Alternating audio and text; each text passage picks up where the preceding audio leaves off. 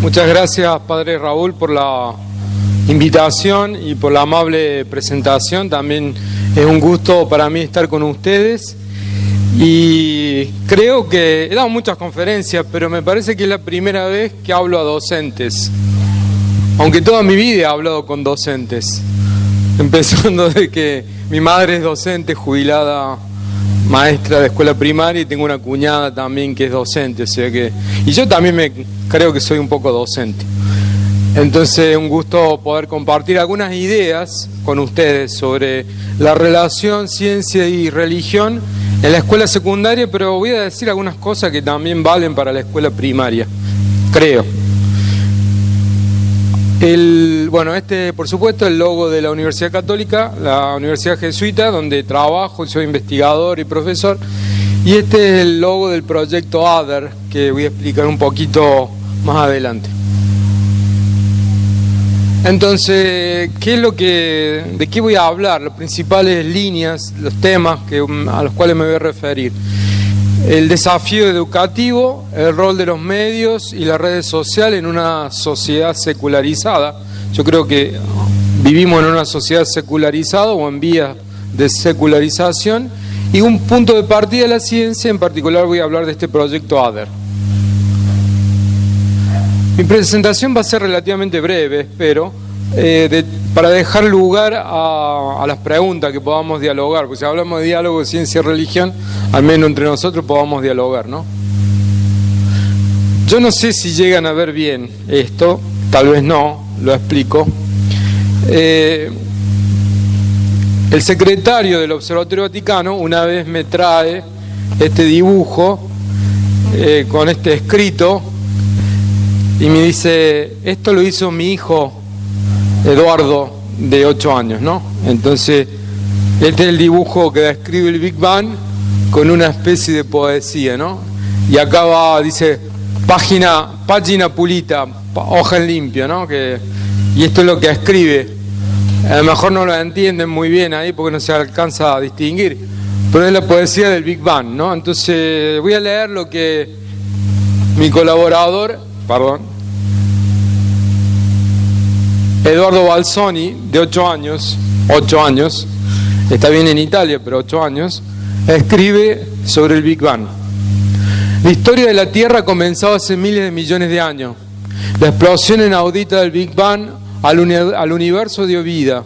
Era al comienzo una bola de fuego que se enfrió poco a poco y alrededor del Sol se puso a rotar con los otros planetas del sistema solar. Pasaron millones de años, hubo relámpagos, erupciones, después de tanta lluvia, y cuando la Tierra fue terminada, llegó la vida. Una síntesis genial. Fíjense, es un chico de 8 años que ya tiene una idea del Big Bang y tiene una idea del origen de la vida. No habla de Génesis, ni de la Biblia, ni de Adán y Eva. Después, si uno habla de las nuevas generaciones de Big Bang, lo primero que sale es la serie de televisión, ¿no? Del Big Bang Theory. No sé si ustedes lo han visto, pero hay un episodio en que ha muerto hace poco, Stephen Hawking, que no muchas personas saben que fue miembro de la Pontificia Academia de las Ciencias. Ahí está con los actores de la serie de televisión. Entonces, yo les doy una pregunta. Sería bueno que trabajaran en grupo, pero no lo vamos a hacer. Esta pregunta yo la daba a mis alumnos de astronomía en la Universidad de Arizona, que era una universidad estatal, y que decía esto, ¿no? Porque allá, en Estados Unidos, como ustedes tal vez sepan, aún los docentes o los que estudian otras carreras tienen que tomar cursos de ciencias. Por ejemplo, en mi clase tenía estudiantes de música, de historia, de negocios. La pregunta es la siguiente: en la teoría del Big Bang no se habla del instante inicial. A lo sumo podemos especular acerca del universo cuando tenía una edad de 10 a la menos 43 segundos. 0,420 y un 1. ¿Crees que será posible? Ahí está bien la luz, si no la tocamos más, mejor. Yo digo que está bien para mí, pero está bien. ¿No es cierto que está bien? ¿Crees que será posible para la ciencia considerar el instante mismo de la creación? ¿Seremos algunas veces capaces de responder por qué ocurrió el Big Bang? Defiende tus opiniones. Esta era una pregunta en el que venía en el libro de astronomía que yo utilizaba. Era el mismo libro que utilizaban otros colegas en la universidad pública, no era una universidad privada ni católica, de la Universidad de Arizona. Aquí es incorrecto hablar de creación. Aunque soy jesuita, creo en Dios y creo en Dios creador, pero ahí en ese contexto es equivocado hablar de creación, porque no estamos hablando de teología, estamos hablando de ciencia. Entonces, esto que está en los medios y que se presenta, ¿no?, como una guerra entre ciencia y religión. Y hay algunos que son muy aguerridos al respecto. Si a alguien le interesa, en la Javeriana, que es la Universidad de los Jesuitas en Colombia, en Bogotá, hay en YouTube un debate entre el padre Remolina, filósofo, y Richard Dawkins. Yo cito del libro de Richard Dawkins, que es El espejismo de Dios, algunas cosas. El espejismo de Dios es un libro de God Delusion, en inglés, que se entregaba como regalo en la revista Muy Interesante, en España. Para que tengamos idea del grado de difusión que tienen estas ideas. Entonces Dawkins se declara ateo, humanista y escéptico, uno de los intelectuales públicos contemporáneos más influyentes en lengua inglesa. En su libro El espejismo de Dios, Dawkins sostiene que es casi una certidumbre que un creador sobrenatural no existe, que la creencia en un Dios personal califica como un espejismo, lo que él define como una persistente falsa creencia. Dawkins concuerda en la observación hecha por Persic en relación a que cuando una persona sufre de una alucinación se llama locura. Cuando muchas personas sufren de una alucinación se llama religión. De aquí resulta claro, creo que no hay que explicarlo mucho, que es muy difícil establecer un diálogo con una persona que de entrada piensa que el creyente es una persona insana, mentalmente insana, ¿no? Entonces se vuelve todo un poco difícil. Pero esto está presente, digamos, en la cultura hoy. Le voy a dar un ejemplo, porque a mí me gusta concretar las cosas, ¿no? Voy a dar un ejemplo que creo que es desafiante para todos nosotros. Y para mostrarles que esto no es cuestión de Italia, no es cuestión de Inglaterra, de Estados Unidos, sino que es una cuestión pastoral de cómo integramos ciencia y religión, cómo dialogamos sobre ciencia y religión en los colegios nuestros. Entonces, voy a dar un ejemplo, y para eso vamos a ponerlo en el contexto del universo, en qué lugar del universo estamos y en qué momento de la historia del universo estamos. Entonces, lugar donde se da este caso que les voy a contar, el universo, este universo. Es posible que pueda haber infinitos universos. Estamos hablando de este universo. Hay un cúmulo de galaxias que se llama el supercúmulo de galaxias. El universo está hecho de galaxias, a lo mejor digo un poquito más, pero ya les digo que hay 100.000 millones de galaxias en el universo. Si dividimos el número de galaxias por la población, que es de alrededor de 7.000 millones y medio de personas, a cada uno de nosotros nos toca 14 galaxias. Cada una con 100.000 millones de estrellas, con planetas que puedan girar alrededor de estas estrellas. Bueno, en este universo, en un supercúmulo de galaxias, hay un grupo local de galaxias que son alrededor de 40. Está nuestra galaxia, que es la Vía Láctea. Andrómeda está a 2 millones de años luz. Tal vez en Andrómeda hay otro congreso de docentes de educación católica, con un cura que le estaba hablando, pero el problema es que no nos vamos a enterar al menos antes de 2 millones de años, o sea que no lo vamos a ver nunca, tal vez. En esa Vía Láctea, en esa galaxia que hay 100.000 millones de estrellas, hay un Sol. Que el Sol es una estrella de tipo G2 y de clase de luminosidad 5. No vale la pena ahora explicar todo eso. En el tercer planeta de ese sistema solar, el tercer planeta rocoso, está la ciudad de Córdoba. Tenés que te recuerdo, bueno, pero este ejemplo se da en la ciudad de Córdoba. Y más concretamente se da en una parroquia de la zona sur de la ciudad de Córdoba. Estamos ubicados en el espacio. Vamos a ver si nos ubicamos en el tiempo. Estamos en el año 2018. Esto ocurrió el 1 de abril, unos minutos después de la misa de Pascua. ¿Qué significa esto en la historia del universo? Si comparamos, esta es la idea de Carl Sagan, el universo, que tiene una edad de 14.000 millones de años, con un calendario, este instante, el último instante de la historia del universo, corresponde al último instante del 31 de diciembre. En este calendario, el Big Bang ocurre, el comienzo del universo se da el 1 de enero. La Vía Láctea se forma en el mes de febrero. La Tierra se formó el 3 de septiembre. Estamos hablando de 4.500 millones de años atrás. Las primeras evidencias de vida ocurrieron el 22 de septiembre, que sería alrededor de 3.000, 4.000 millones de años atrás. Ya hay evidencias fósiles de que hubo vida en la Tierra.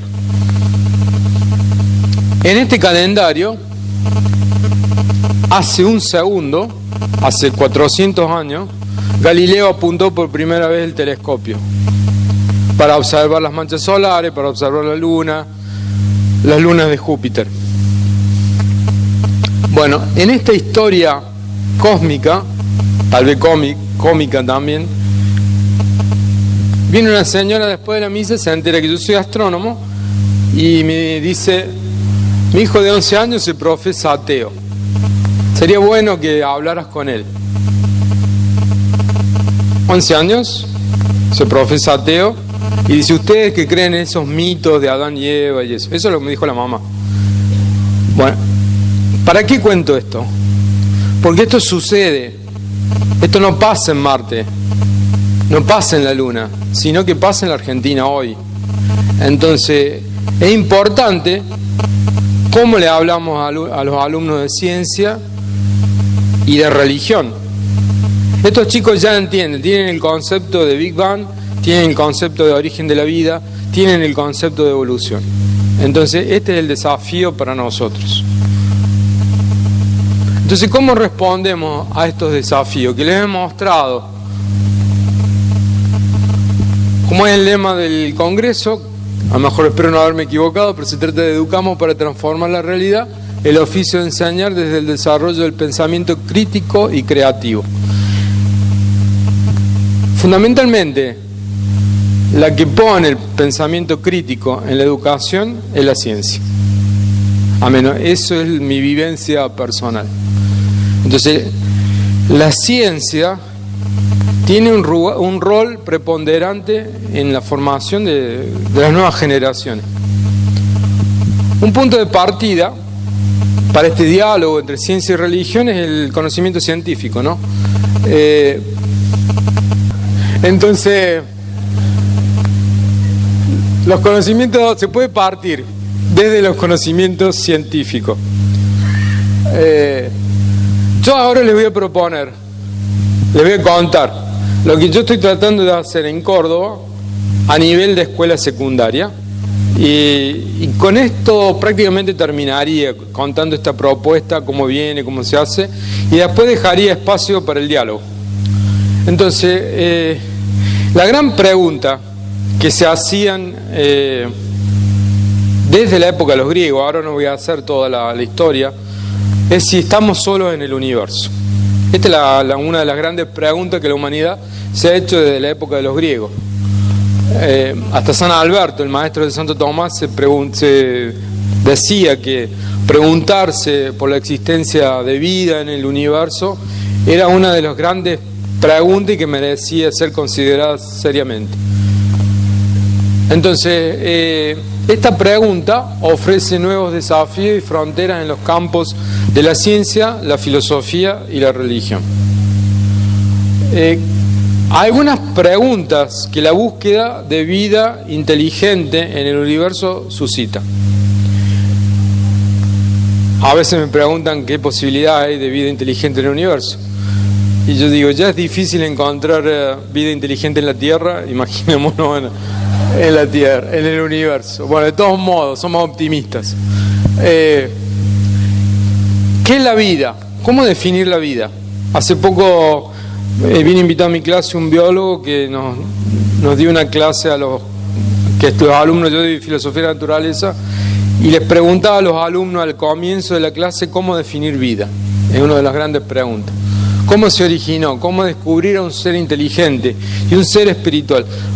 Yo de esto no entiendo mucho de inteligencia, pero hay distintos tipos de inteligencia, ¿no? Hay gente que sabe mucho de estas cosas y bueno, entra también en toda esta discusión. Y la espiritualidad, yo me estoy tratando de ocupar en el rol que juega la espiritualidad en todo esto. ¿Qué es una civilización? ¿Sobre qué principios se basa? Somos la primera y única civilización tecnológicamente avanzada en la historia del universo. ¿Podría un posible descubrimiento de vida extraterrestre cuestionar nuestra cosmovisión? ¿Qué podemos aprender? ¿Cuáles son las contribuciones que el pensamiento filosófico y religioso podría dar para responder estas preguntas? Fíjense, por una parte, nos preguntamos qué implicaciones tendría si descubriéramos vida inteligente extraterrestre para el pensamiento filosófico y religioso. ¿Cambiaría o no nuestra fe? Y por otra parte, si el pensamiento filosófico y religioso podría ayudarnos en esta búsqueda, ¿no? Es como un puente que tiene dos sentidos de marcha. Entonces, para tratar de responder estas preguntas, yo he iniciado un laboratorio de ideas multidisciplinar con sede en la Universidad Católica de Córdoba, que se llama Other, otro, ¿no? Como saben en inglés, y que corresponde a otros mundos, tierra, humanidad y espacio remoto. Digo una palabra sobre el logo, porque siempre hay gente que descubre nuevas cosas. Tal vez ustedes después me pueden decir qué de nuevo encuentro. La T es una parábola, ¿no? Corresponde a un radiotelescopio. Los radiotelescopios, ustedes saben, con el programa SETI buscan señales de vida inteligente tecnológica extraterrestre. Esto podría ser la superficie de la Tierra o la superficie de otro planeta, de un exoplaneta. Bueno, esta es una estrella, ¿no? Este puntito podría ser un exoplaneta o una exoluna. Si esto es un exoplaneta, hay lunas que pueden girar alrededor de otros planetas, que se llaman exolunas. Esto es una galaxia. Como yo estudiaba galaxias, esto es un planeta semejante a Saturno, y yo agregué esto, que dibujándolo a mano parecía un cometa, pero algunos ven una nave espacial, algunos ven la hélice del ADN, y otros ven como un dibujo del Big Bang, una representación del Big Bang. O sea que está abierto a muchas interpretaciones. Después a lo mejor si a ustedes se les ocurre una nueva me lo dicen, así lo agrego. Nuestro objetivo entonces es proporcionar nuevas ideas que puedan ofrecer nuevas perspectivas sobre la antigua pregunta: ¿estamos solos en el universo? Desde Argentina, como ustedes lo saben bien, tenemos pocos recursos, ¿no? Entonces hay que ser creativos. Entonces con las ideas uno siempre puede ser creativo, de esto se trata.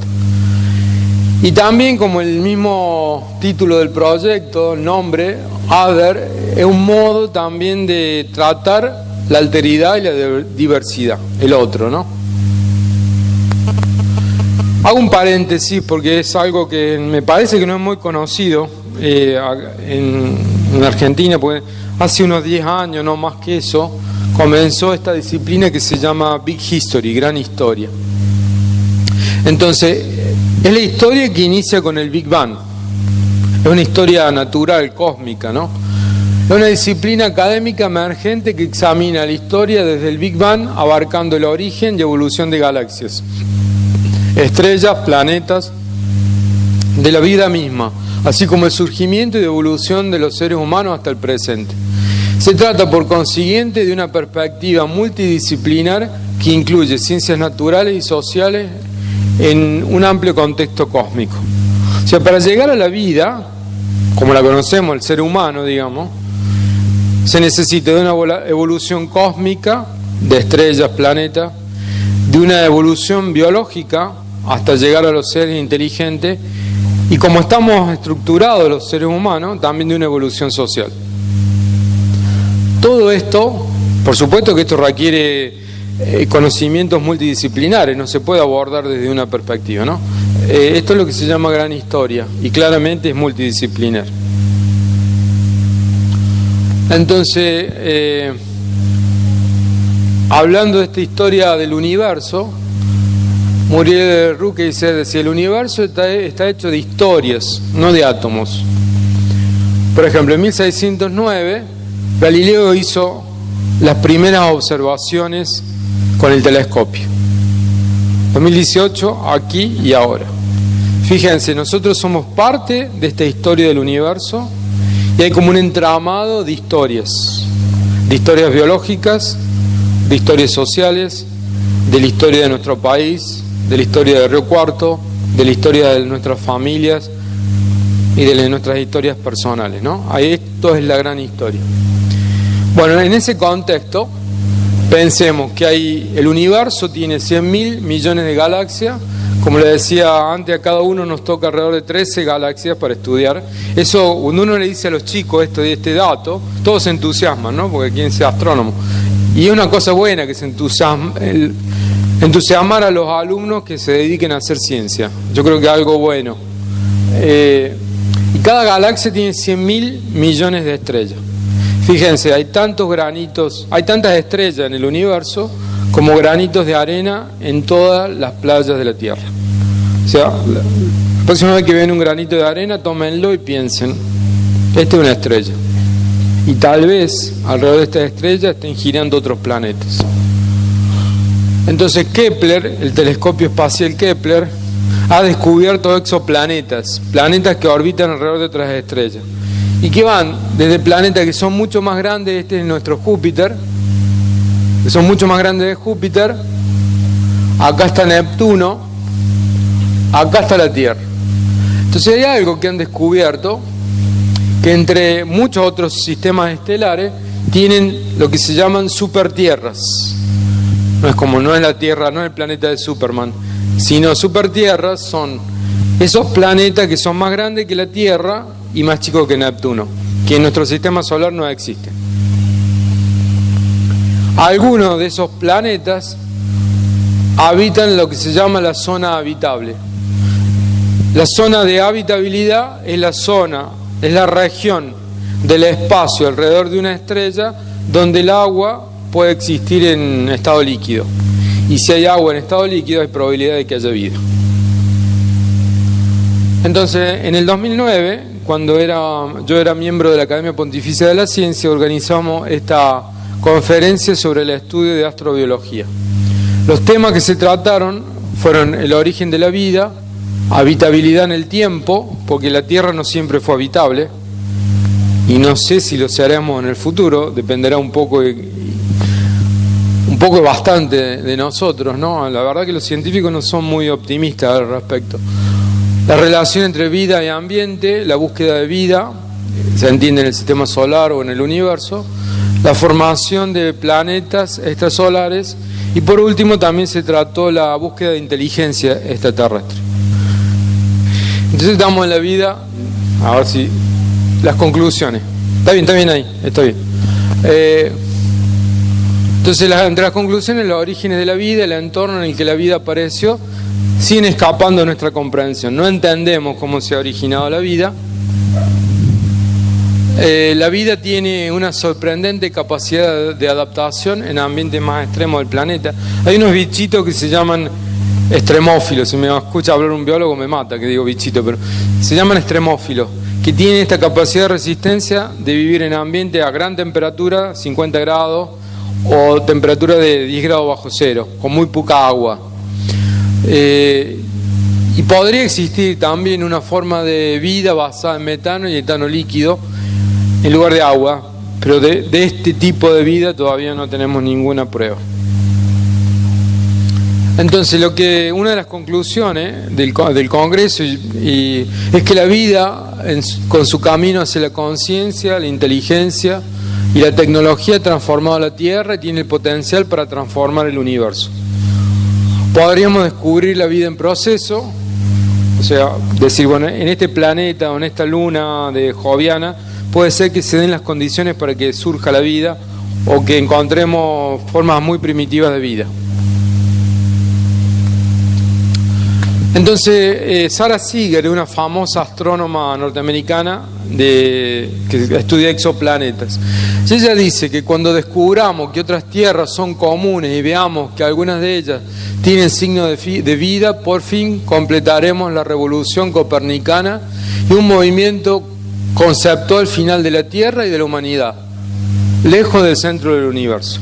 La próxima revolución copernicana, dice ella, va a ser cuando descubramos vida en alguna parte del universo. Y Nathalie Cabrol, que dirige el centro Carl Sagan del Instituto SETI, escribe: para encontrar ET debemos expandir nuestras mentes más allá de una perspectiva terrícola-céntrica, profundamente arraigada, y reevaluar conceptos que se toman por descontados. Esto es importante también si pensamos en el otro, ¿no? Si somos capaces, tenemos categorías flexibles para establecer algún tipo de contacto o diálogo con el otro, con la diversidad.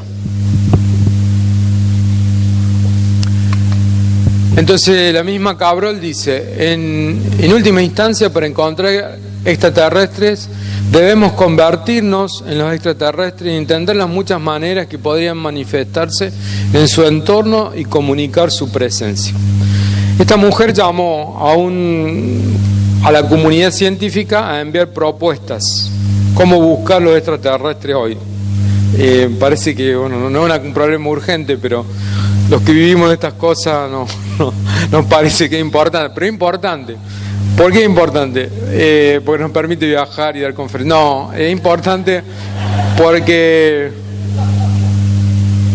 la búsqueda del otro, del extraterrestre en este caso, nos ayuda a responder la pregunta ¿quiénes somos? ¿Cómo comunicamos? ¿Qué lenguaje usamos? ¿Qué tipo de inteligencia?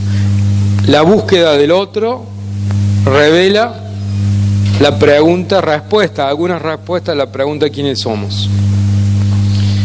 Bueno, entonces las preguntas que aparecían en este congreso, que ya ahora voy a decir un poquitito más, comprender las cuestiones, era comprender cómo la vida inteligente interactúa con su entorno y se comunica. Cuán abundante y diversa es la vida inteligente en el universo. ¿Cómo se comunica la vida inteligente? ¿Cómo podemos detectar la vida inteligente? Estas eran las preguntas que se proponía, o sea, que llamaba a la comunidad científica a responder. Y bueno, acá Funes fue a responder esas preguntas. Hubo un congreso que se hizo en California, en Mountain View, ahí cerca de Google, en marzo. Yo fui allá. Y acá ven, estos son los participantes del congreso, acá está su seguro servidor. Y esta señora es Jill Tarter, una de las grandes, yo no sé si alguno de ustedes ha visto la película Contact. Si no la han visto, les recomiendo que la vean. Es basada en la novela de Carl Sagan, Contacto, y está inspirada en la vida de esta mujer. Judy Foster es la protagonista, que hace de radioastrónoma. Bueno, Jill Tarter está ahí. Nathalie Cabrol es la directora, y Frank Drake, que es uno que describió la búsqueda de vida inteligente usando una ecuación, que ahora yo no lo voy a explicar, pero no es tampoco tan difícil. Bueno, entonces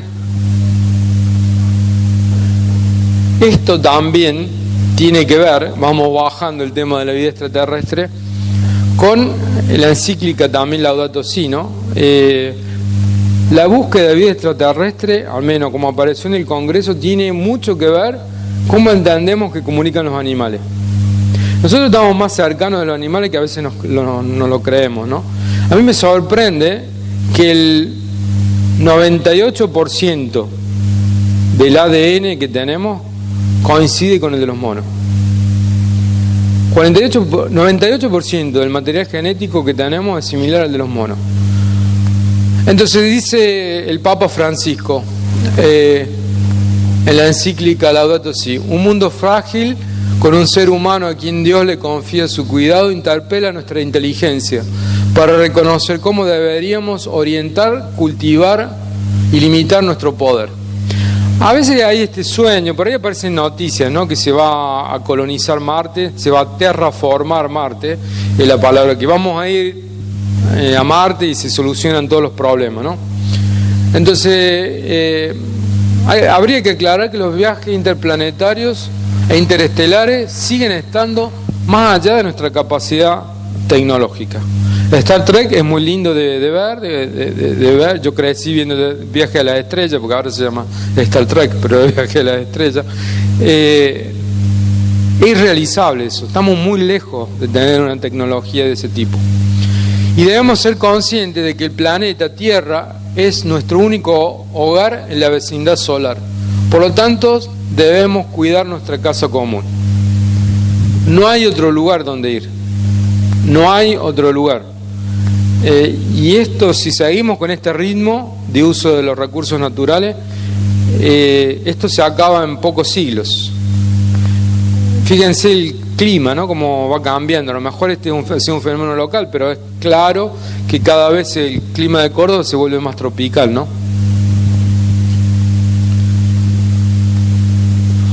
Entonces, con estas ideas en mente empezamos. Yo tenía este objetivo como investigador, ¿no? Desde el proyecto ADER intentamos realizar una tarea de extensión que incluya profesores de escuela secundaria y alumnos de los últimos años. Creemos que el investigador científico tiene una importante responsabilidad social que consiste en compartir sus conocimientos con los ciudadanos del país que lo sostiene, contribuyendo a su formación. El diálogo multidisciplinar no debería ser una actividad que se reduzca a unos pocos expertos, sino que la escuela secundaria debería ser el espacio donde las nuevas generaciones se ejercitan en el diálogo que los prepara para abordar temas importantes y profundamente humanos desde un enfoque multidisciplinar. El tema de la búsqueda de otros mundos puede resultar una excelente palestra.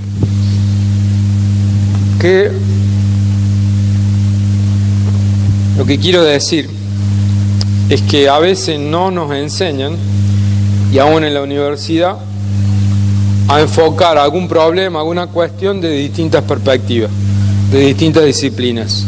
No tenemos esa cultura. Entonces, yo entiendo esto, a lo mejor me equivoco. Con esta idea, entonces, empecé algunas reuniones con los profesores del Colegio Sagrada Familia de Córdoba, que es el colegio jesuita. Y lo primero que hicimos es, algunos profesores que estaban interesados, el profesor de física, de historia, de filosofía, de pastoral o de religión o catequesis y de biología, nos reunimos una vez al mes más o menos y cada uno desde su disciplina presentaba cómo podría ser relevante el tema del otro, de la búsqueda de vida extraterrestre, para su materia. Por ejemplo, el profesor de historia habló de 1492, que fue el primer contacto de los pueblos originarios con Cristóbal Colón y los europeos. Se trata, digamos, de una cultura del encuentro con el otro, que requiere un cambio de mirada o una ampliación de nuestra propia percepción. La profesora de filosofía puso el acento en estos tres temas: el conocimiento científico como una red que se arroja sobre lo real, cómo entendemos la realidad, y también con cuáles intereses la ciencia va al encuentro del otro. Y aquí habría que agregar ciencia y tecnología, ¿no? Cómo la tecnología y la ciencia, que muchas veces están unidas, con qué intereses van al encuentro del otro, con qué intereses respetan los recursos naturales, la tierra. Después, alrededor del tema del lenguaje, cómo son nuestras categorizaciones, seremos capaces de construir conceptos flexibles que permitan que lo otro en su especificidad aparezca y se haga presente. Después, el tema de la empatía y la responsabilidad, el otro como categoría que se manifiesta en el rostro, ¿no? Por supuesto que también desde la astronomía y la biología aparecen el tema de los exoplanetas, como lo he presentado, el origen de la vida, el origen del universo. Y sería interesante también, esto no hemos avanzado mucho, como formación cristiana, tratar este tema en el ámbito del diálogo interreligioso. Córdoba se caracteriza por esta Comipaz, entonces ¿cómo tratamos? ¿Qué importancia tiene? ¿Qué impacto tiene este tema en las distintas religiones? También lo que yo quisiera hacer es lo que llamo yo el ADER ciudadano, o sea, que las personas puedan participar en este tema, ¿no? Estamos tratando de, como saben, todas estas cosas llevan esfuerzo y tiempo, de tener una página web para que la gente pueda participar, pueda mandar sus ideas. Entonces, además de eso, pensamos hacer una encuesta entre estudiantes y profesores de la Universidad Católica de la Nacional que incluya estudiantes que vienen de carrera científica y de carrera no científica, para ver si hay alguna diferencia al comienzo y al final de las carreras. La encuesta entonces intenta explorar el rol de la espiritualidad en la investigación de la búsqueda de vida inteligente extraterrestre. ¿Es la espiritualidad una motivación para esta búsqueda y en la posibilidad de comunicarse con otras especies? Y bueno, todo esto lo que está relacionado también con actividades de extensión universitaria, uso de redes sociales, etc. Y concluyo con este texto que me parece importante, si estamos hablando de educación católica, del Papa Benedicto XVI, que tal vez no es muy conocido. Yo estaba viendo la televisión y veía que el Papa le hablaba a los estudiantes de escuelas católicas, ¿no? Y esto es lo que dice el Papa Benedicto. En sus escuelas católicas siempre hay un panorama más amplio, más allá de las materias concretas que ustedes estudian, las diferentes habilidades que aprenden. Todo el trabajo que realizan se sitúa en el contexto del crecimiento en la amistad con Dios y de todo lo que fluye de esa amistad. Así que no aprenden solo a ser buenos estudiantes, sino buenos ciudadanos, buenas personas. A medida que avanzan en la escuela, ustedes tienen que tomar decisiones con respecto a los temas que estudiar. Tienen que comenzar a especializarse con miras a los que van a hacer más adelante en la vida. Esto es correcto y apropiado. Y acá me parece que viene una formulación muy buena para el diálogo entre la importancia de la ciencia y de la religión. Pero recuerden siempre que todos los temas a estudiar son parte de un panorama más amplio. Nunca se vuelvan estrechos.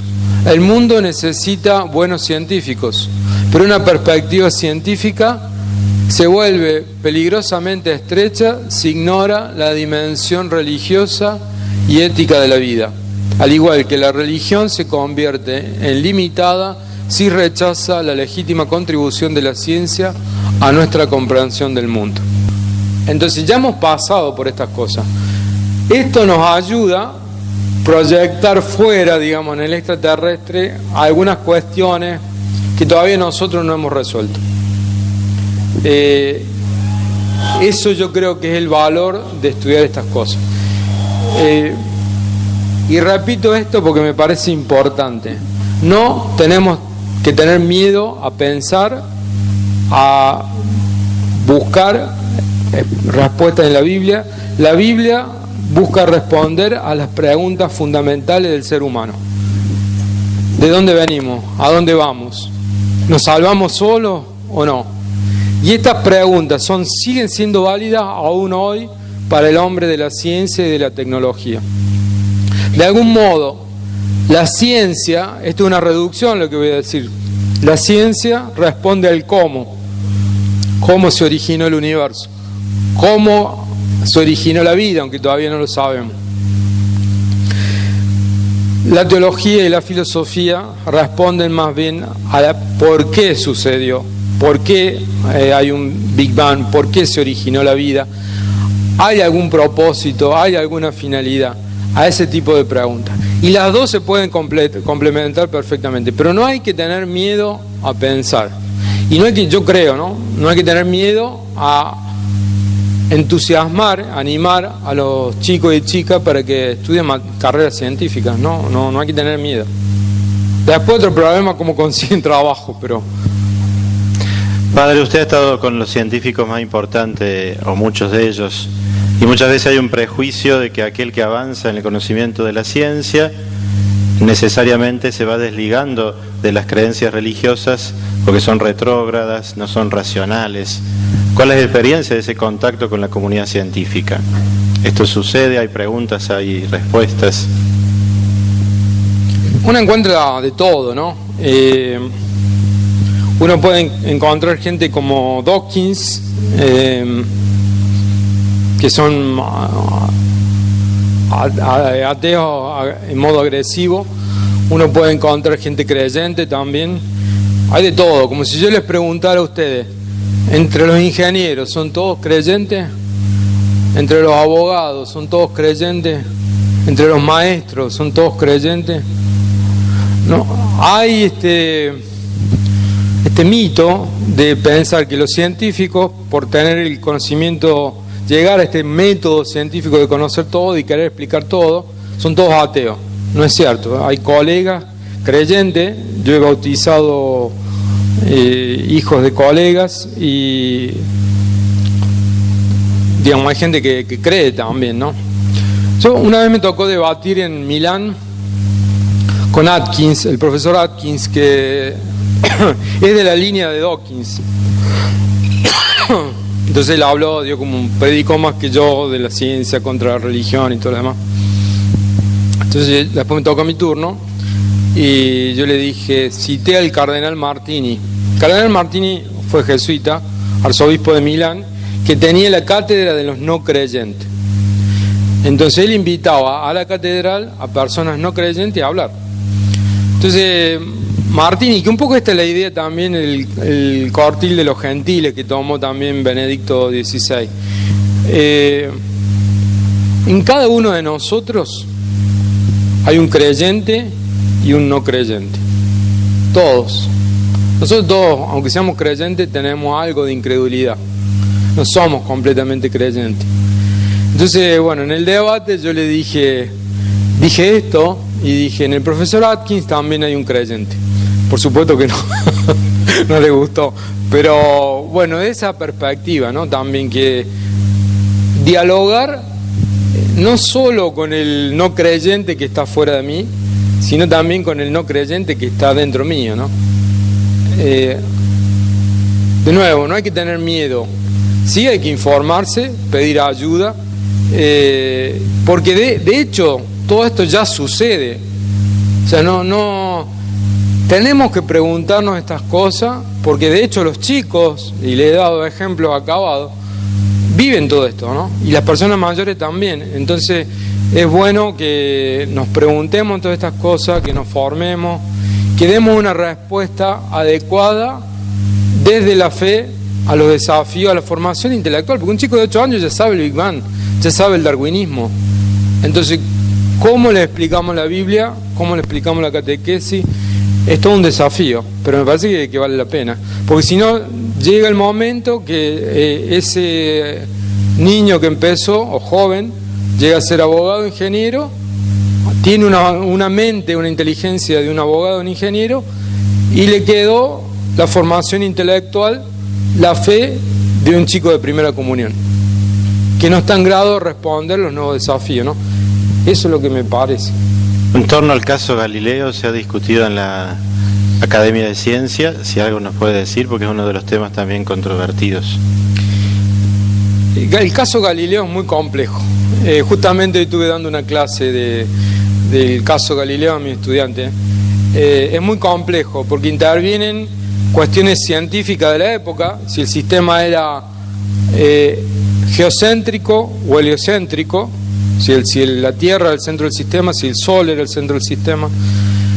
Tenía que ver también con la filosofía aristotélica de la época que había asumido Santo Tomás. Entonces, para Aristóteles, la Tierra era el centro, estaba este mundo sublunar donde había cambio, y el mundo supralunar, donde las órbitas de los planetas eran perfectos, nada cambiaba. Bueno, Galileo viene a mostrar que todo esto cae.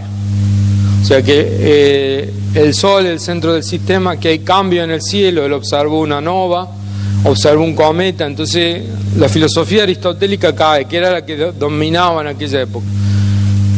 Y esto desafía a la interpretación de la Biblia. Entonces Galileo escribe y habla y dice que tenemos que no leer la Biblia en sentido literal, distinguir el mundo de la naturaleza, el libro de la naturaleza y el libro de la Sagrada Escritura.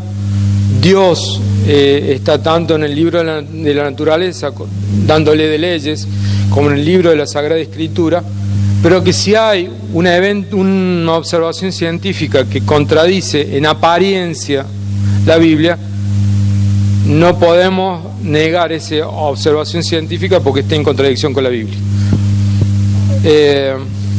Bueno, todo esto le generó problemas a Galileo, porque a los teólogos de la época no les gustaban que un laico, un físico, un astrónomo le fuera a enseñar cómo leer la Biblia. Y de hecho ahora, después de 400 años, nosotros leemos la Biblia como lo hacía Galileo, ¿no? Además se suma el problema del protestantismo, la guerra de religión en Europa. La iglesia, los hombres de iglesia de aquella época son temerosos, no quieren que de algún modo se filtre el protestantismo por esto. Entonces, bueno, hay dos procesos a Galileo. En el primero le dicen no enseñar el copernicanismo, o sea que el Sol es el centro del sistema. Él escribe después el diálogo de los dos principales sistemas, y ahí sí, ya le dan la condena. Galileo acepta esa condena,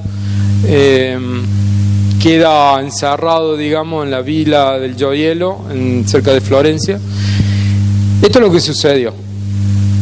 Mi interpretación, es muy complejo el caso, hay muchas cosas, pero de hecho Galileo sufrió una humillación de no poder enseñar lo que él consideraba verdadero. Estuviera equivocado o no fueran suficientes los datos que él observaba, las razones que él daba para eso. Esto lo reconoce Juan Pablo II. Después, en el siglo XIX, es cuando nace el mito de Galileo, del caso Galileo. Se une a Giordano Bruno. El contexto, yo siempre digo esto, nosotros nos hemos independizado de los españoles. Los italianos se independizaron del Papa.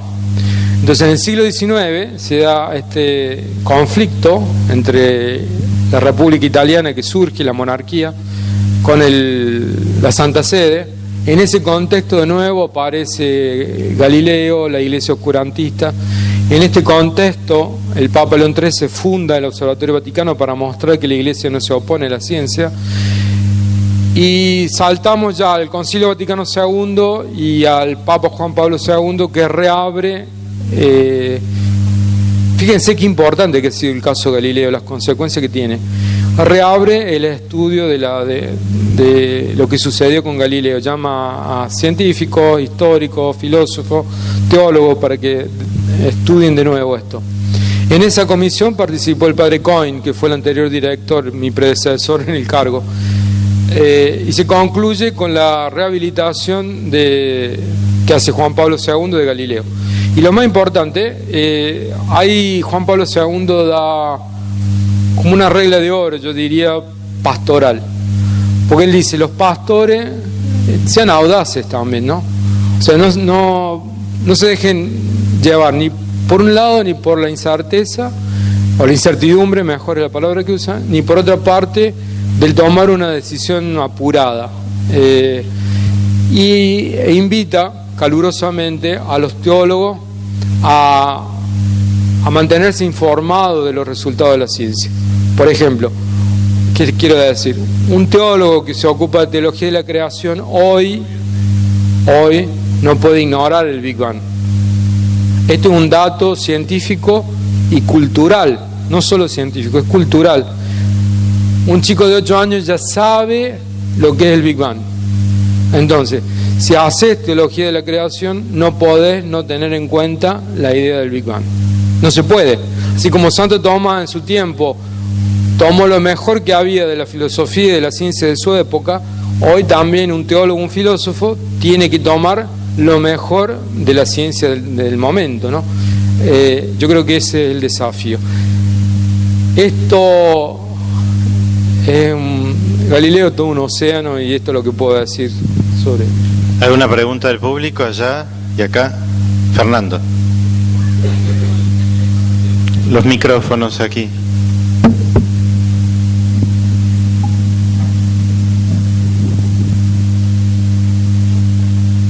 Me quedé pensando en lo que usted dijo sobre esto del cerebro conectado a la nube, digo, y pienso, si esto se profundiza, que estaríamos rozando o desdibujando el límite entre la inteligencia biológica y la inteligencia artificial, y cómo eso impactaría en el debate en torno al alma, como esa esencia del hombre, como esa creación de Dios. Perfecto. Es muy buena pregunta. En pocas palabras no lo sé. Uno de los temas que se habla es de evolución postbiológica o evolución controlada. Y un tema de debate, no sé si han escuchado hablar del método CRISPR-Cas9. Yo la primera vez que escuché hablar de esto fue en Estados Unidos, en un seminario que fui sobre temas de transhumanismo. Básica, y lo he vuelto a escuchar, fuimos con mis estudiantes a visitar el laboratorio que es muy bueno, que tiene del profesor Luján en la Universidad Católica de Córdoba, y él volvió a hablar de este tema. Este método significa que uno puede editar los genes de un niño por nacer. Esto ya está, se puede hacer. Hay todavía algunas barreras éticas. Por ejemplo, se puede diseñar, en teoría, o sea, la ciencia está ya. Que después se haga, algunos tendrán barrera ética o no. Se puede editar el material genético para quitar, por ejemplo, alguna enfermedad crónica o genética, o por ejemplo, un chico de cabello rubio, cabello oscuro, que sea más alto. A mí ya no me pueden, ya está, para que sea más alto ya no me pueden. Bueno, pero se puede, esto ya se puede, o sea, la tecnología y el conocimiento científico ya está. ¿Qué sea? Por ejemplo, yo he leído un artículo de Nature donde hablan los padres que tienen una niña discapacitada. Entonces ellos dicen que no quisieran renunciar a tener a la hija discapacitada como es, porque tiene otras habilidades que de otro modo no las tendría. Y ahí, como bien lo sabemos, el tema del aborto también está relacionado con esto, de que no lo dicen mucho, pero de poder abortar, digamos, si uno ve que genéticamente el niño por nacer tiene ciertas enfermedades, esto pasa. ¿Es cierto que hace más o menos como una década, se envió al espacio una cápsula donde hay información sobre nuestra vida terrestre y dibujos para que sean interpretados? Sí, o sea, el que dice eso, que no tenemos que revelar nuestra posición, era Hawking, que ya murió. Él era el que sostenía, uno de los que sostiene eso. Yo participé en abril, estuve en un congreso en Estados Unidos sobre cuestiones sociales relacionadas a la astrobiología. Y toda una mañana yo participé, hubo un debate sobre si es ético. Fíjense, bueno, la gente que se ocupa de estas cosas, y de algún modo yo también, si es ético enviar un mensaje o no. Por una razón, porque si revelamos nuestra posición, vienen y nos destruyen, estamos sonados. Otra cuestión, ¿quién representa? ¿Quién habla en nombre de la humanidad? Decían, bueno, hay que hacer una consulta, pero eso es imposible. Imposible. Y después también, que si nosotros contactamos a una civilización inferior, podemos causar algún daño. Algún antropólogo sostenía eso. Había ahí un personaje un poco que tiene dinero y él quiere mandar de todos modos, se llama Faro Interestelar el proyecto, él quiere mandar de todos modos la información del ADN humano y otras cosas, hacer como una biblioteca digital con información sobre los seres humanos, para que si alguien encontrara esta información codificada en una emisión de luz, la decodificara y reconstruyera la especie humana. Lo que se envió fue la Voyager, que es un disco de oro con mensajes de algunos presidentes, el presidente de Estados Unidos, el presidente que era el secretario general de la ONU, con música, con saludo en distintas lenguas. Ese fue Carl Sagan. Eso ya está. Y se ha enviado también mensaje a un cúmulo globular que no está muy lejos. Y hace poquito me han hecho miembro soy como una especie de consejero del METI. Así como está SETI, que es de la búsqueda de vida inteligente, METI es una institución, espero que seria, creo que seria, porque estoy ahí, si no. Hay científicos también que están ahí, profesores de astronomía que conozco. Me han hecho miembro del consejo científico, digamos, ¿no? Esto pasó esta semana, para justamente tratar todos estos temas. Dejamos a otro, Graciela. Bueno. Federico, ¿no estabas? ¿O acá, quién? Acá.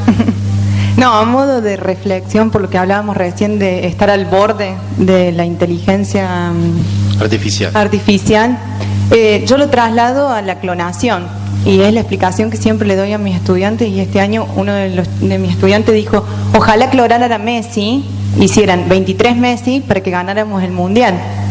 Y yo le dije: le pueden clonar fenotípicamente y genotípicamente, pero no le van a clonar la esencia.